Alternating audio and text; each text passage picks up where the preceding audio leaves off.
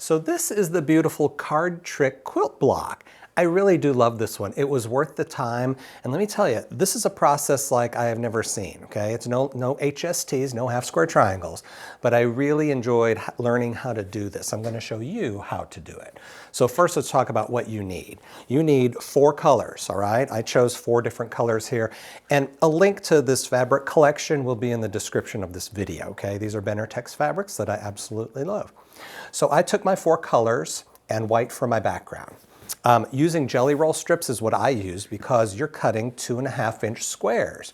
Well, you know, jelly roll strips are already 2.5 inches wide, so that's easy to work with. You want 2 of each of your colors that are just 2.5-inch squares. You also want 4 white ones that are 2.5-inch squares. And while you're cutting your jelly rolls, cut a rectangle, 1 of each color, that measures 2.5 by 4.5, okay? And then out of white, you need 2 6-inch squares. So now it sounds a little complicated, but it's really actually pretty simple because all these cut right out of, you know, certain rows. So I'm gonna push these aside for now, and then let's tell you what's next. You're gonna take 1 set of your 2.5-inch squares of your colors. Take 1 set of colors and turn it into a 4-patch, all right? Now, you know what a 4-patch is. It is this. The 4 are sewn together. Well, you know, we match 2 on the top, match the bottom 2, and then fold them both over and do a seam allowance. So that's a simple 4-patch. That's how you want to start this whole design. Now, when we get the 4-patch, of course, that's the center of the beautiful block. We have to start building out. So take each of your rectangles, and this is the next step of this. I'm going to choose this rust color and choose its matching rectangle, and I'm going to lay it on the side here to match it up. Then I'm going to go just the opposite and choose this green and find its match and lay it over here. So what we will do is, you know, flip this over, stitch a 1/4-inch seam allowance and open it up. Same with the rust side, flip this over, stitch a 1/4-inch, open it up, right?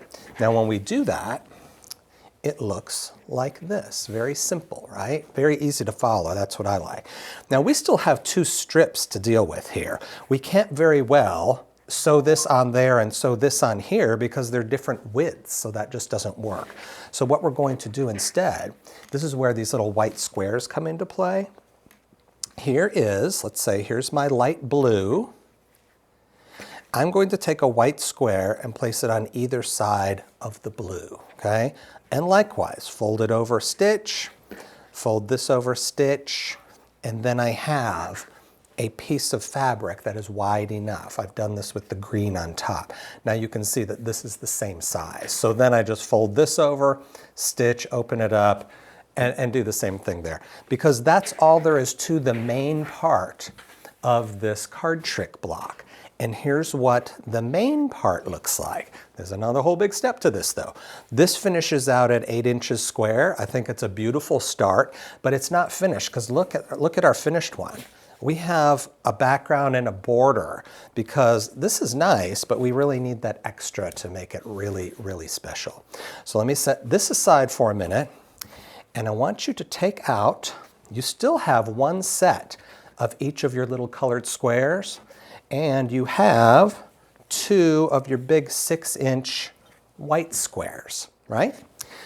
Choose 2, you can choose any 2. I'm gonna choose 2 of them to work with this and 2 to work with this.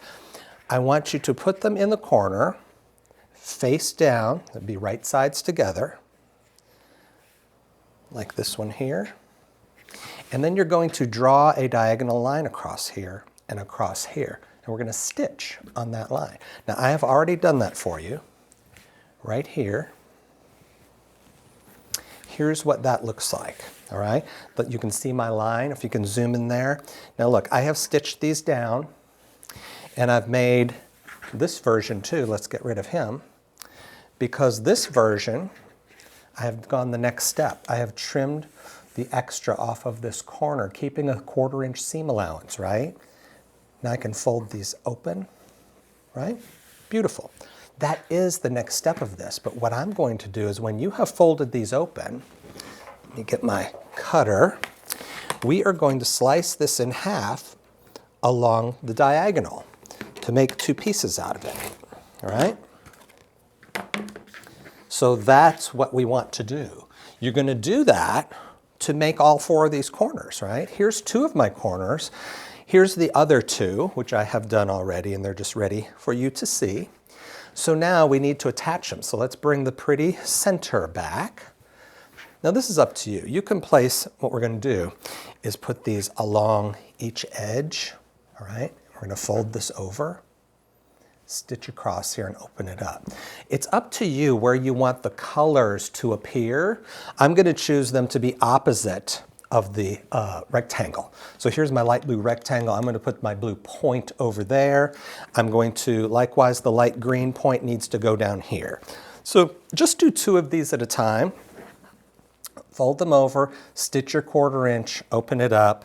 Same thing here. Now, when you do this, when you fold this over here, before you stitch that 1/4 inch line, the way you know if this is centered or not, or if it's going to line up or not, is look at your point. Look at the point of my light blue end right here.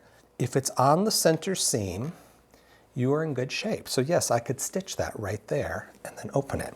Same with this one. Lay this down face down.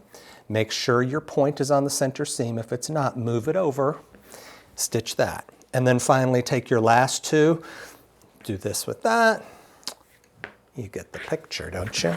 It's really, really nice. And like I said, this is a really beautiful quilt block. It was worth the effort, honestly. It took me a few tries to really get exactly how to do it, you know, without looking back at my instructions again. But once I got it, I got it. And I do love this one. I will make this one again. I hope you'll give it a try. I hope you will follow us, like us, subscribe to us, whatever you need to do. And happy sewing.